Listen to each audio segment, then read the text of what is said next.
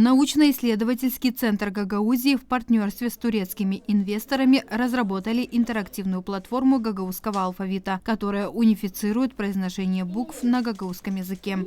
Сегодня мы презентуем эту платформу, которая нам предоставлена бесплатно нашими партнерами с Турецкой Республики, которые подготовили на основании искусственного интеллекта, написали программу. И нажимая на каждую букву, мы слышим, как она произносится, и слышим ассоциацию того или иного предмета или рисунка, который соответствует данной букве.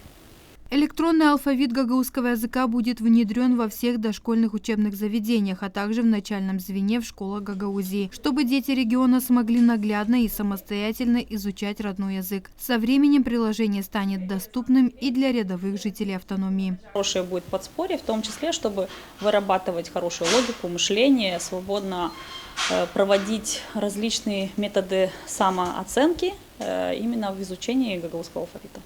Создание новой платформы положительно оценили представители детских дошкольных учреждений, которые присутствовали на презентации. Я думаю, что это очень хороший интерактивный проект, который позволит более качественно и разнообразно проводить учебный процесс. Он поможет привить детям любовь к родному языку.